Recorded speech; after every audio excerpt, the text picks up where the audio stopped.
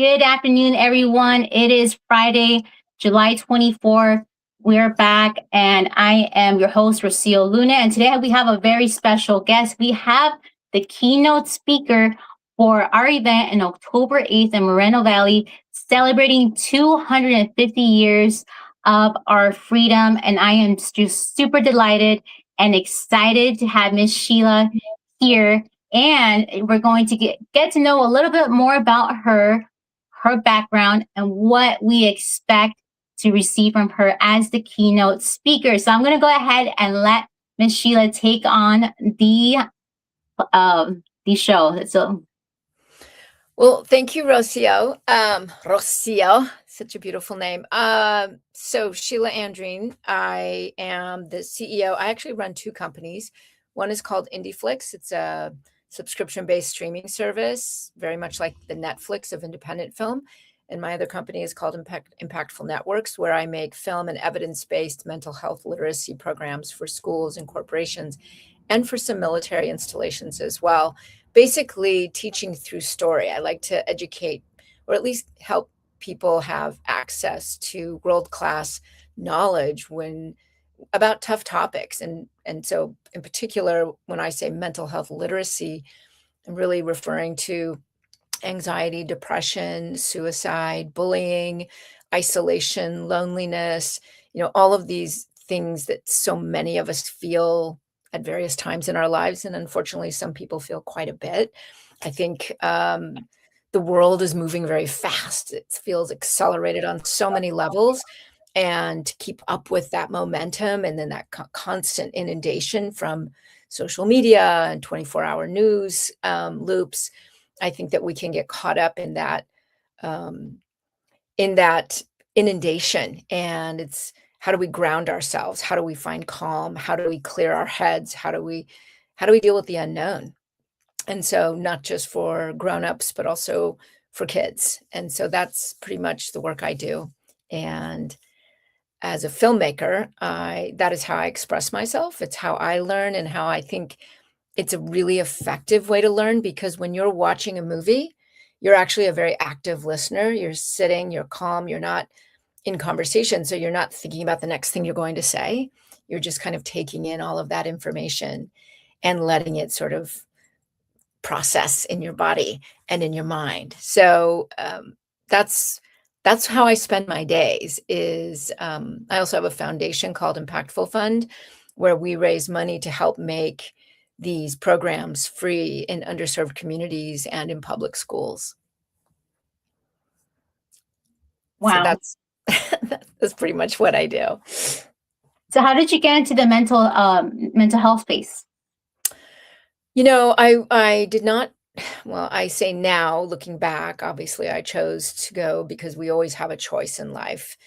I just didn't realize I would end up where I am. I am a college dropout. I'm not a, licensed clinical professional.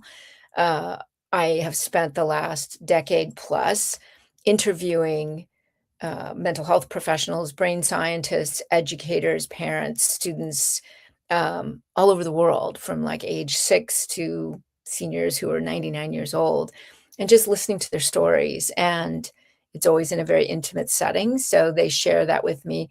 And then I look for all the commonalities, and I weave together these stories, which you'd be surprised how many people have very similar stories. And then I like to weave in the brain science and what's happening in our bodies, so that we can learn how to, I say, hack the brain, but basically, it's learning to have this awareness to disrupt patterns, and to recognize when we are being reactive instead of choosing to act in a certain way.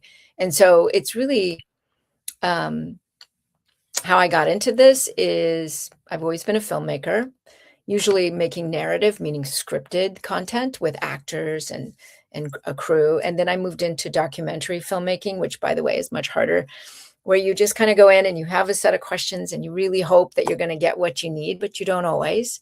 And sometimes you get beautifully surprised with something that you never thought you would capture or learn. And So I was making, involved in projects around bullying and screen addiction and empowerment. And the executive director of our foundation had said, you should make a movie about mental health. And I didn't know anything about mental health. So I just was dismissing it and saying no. But then I got a call on New Year's morning that our executive director had died by suicide.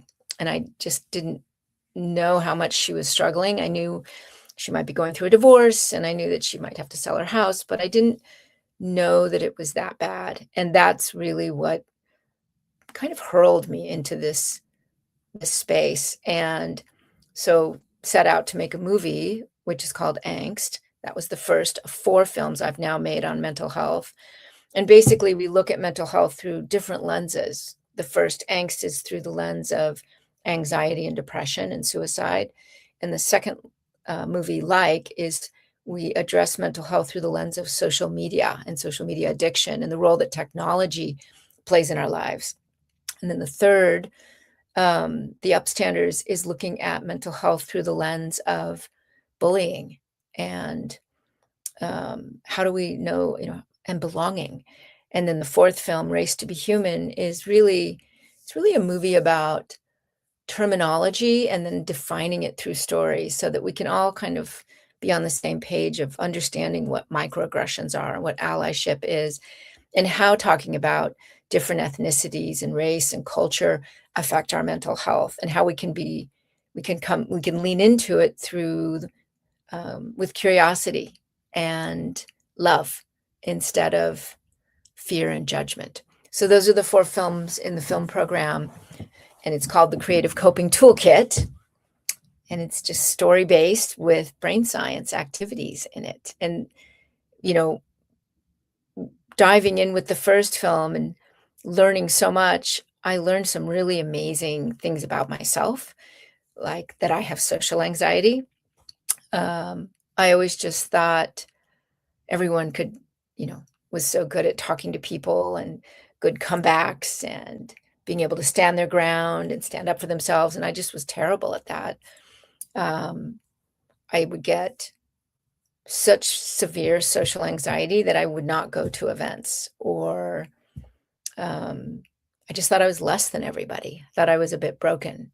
And of course, I didn't share that with anyone because then they would all know and my life would be over. And so I, as a kid, even started coming up with these kind of workarounds or brain hacks to be able to participate in life. And when I made these movies and I learned that there was brain science behind it and that I was literally textbook social anxiety, I found my people. I learned that things I'd been doing were actually working because it helped me push through. And so I just kind of made it official and created programs and wrote a book called The Creative Coping Toolkit that helps other people also navigate life and relationships with not just others, but with themselves.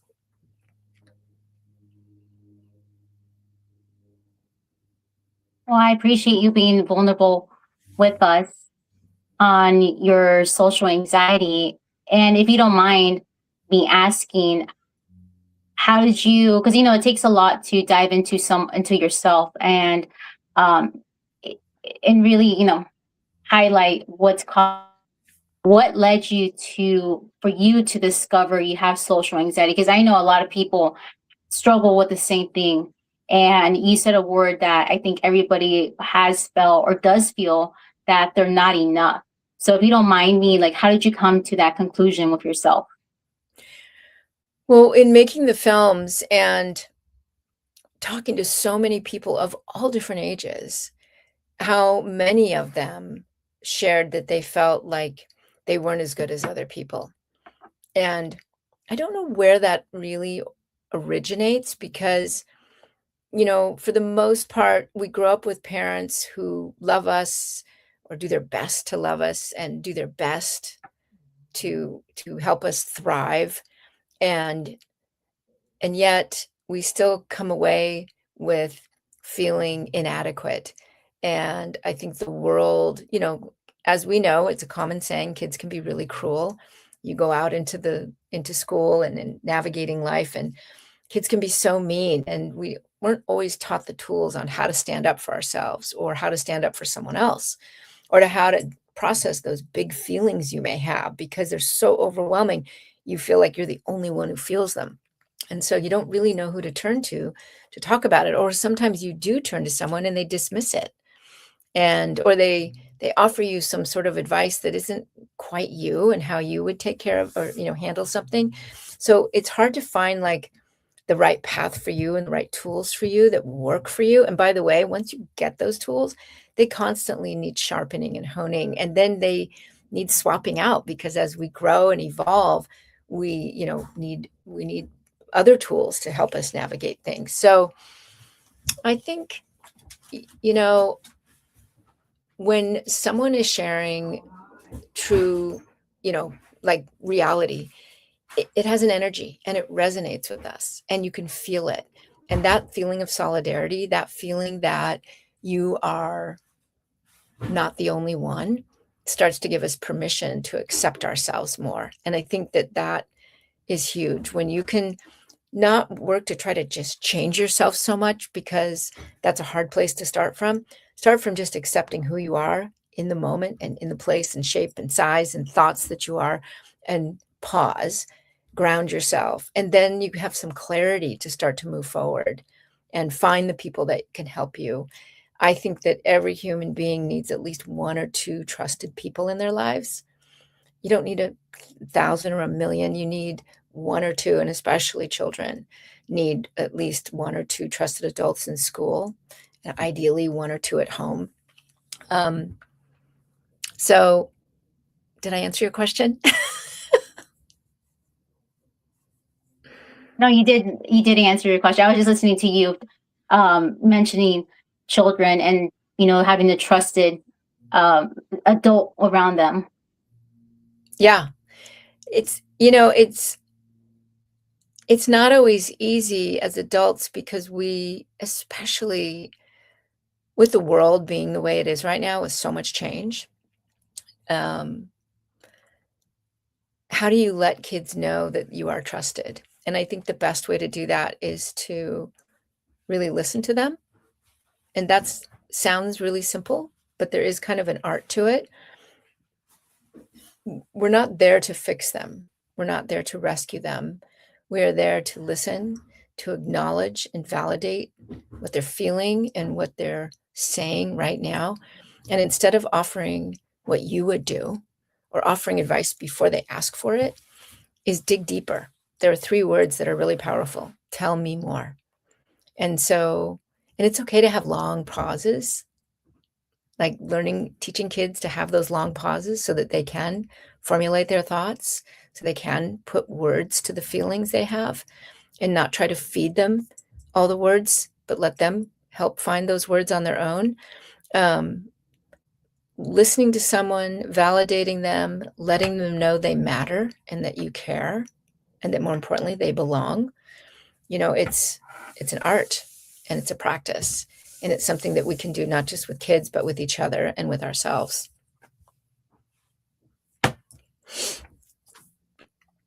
Yeah, all of that's great advice, and no one better than yourself could explain it any better. So, what can the audience expect from you? Because you are the keynote speaker on October 8th, and you are going to be up there with me, and we're going to be, presenting the panel, the audience, the exhibitors. So, what can we expect what message can we expect to receive from you? Well, I know that Al, God bless him, he's just such a force, and he dreams big, right? Like he's visionary. And I like that. I think long term, I'm always looking at the future, and the 100-year promise, right? The what can we do now to ensure that our children have the best shot at life on every level, even in 100 years, right? So I'm going to be addressing that. And it's been really fun for me to think about what I can share, and not just like a vision of it, but how to get there, what we can do now, what we can teach the next generation to do, and so forth and so on.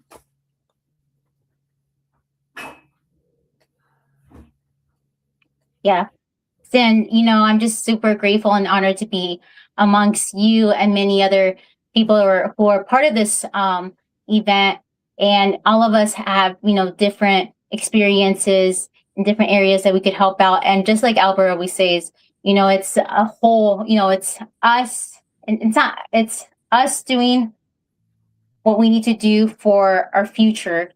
And, when he mentioned the 100-year plan, before I met Al, that question would never come up to my head, because I'm like 100 years. I'm barely I'm barely getting through, what's on today. But his perspective, his direction, and grouping everybody as to where we need to go to make sure that our mission's accomplished. And just super honored and grateful to be part of this. And for the audience that's listening, I just want to remind everyone, I'm going to go ahead and post it, but we are sponsoring vendors and anyone who's veteran owned, was a veteran, served in our military for the US. We are sponsoring tables. So if you would like to have your business at this event or would like to get more information, please let us know. The spots are filling up, and we want to make sure that we have people that have their skin in the game, as well as a reminder that we are having certifications on site. So if anyone wants to get certified for a specific thing, for government contracting, there is certification. It's going to be a wide variety of certifications. So just a quick reminder on that. So is there anything else you would like the audience to know? It's a great energy at the conference, and there's some really interesting people, and everyone that I've ever met has such an amazing story in their own right.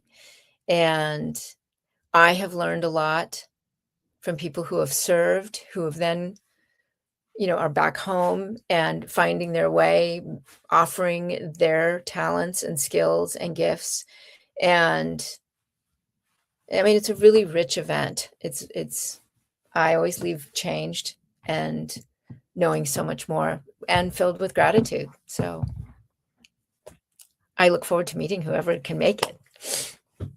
Thank you. Then we have Mr. Albert, who's watching, and he just commented saying, everyone will be sponsored to exhibit at no cost, only 15 spaces left. And I also saw another comment from my friend, Mr. Marshall Wilkinson. We'll see you live. Hi, Marshall. Not sure if you're watching us from LinkedIn or YouTube, but thank you for joining, and excited. This is actually for the Veterans event in October. We are celebrating 250 years with amongst many veterans and people that serve our country. So super honored to interview you, and I'm excited to see what we have going on for October 8th. And everybody that's listening, I'm going to go ahead and make sure that we have the details for those that would like to join us. And we will see you guys on October 8th. Thank you. Thank you, Rocio. Thank you, everybody. Bye. See you there. Bye.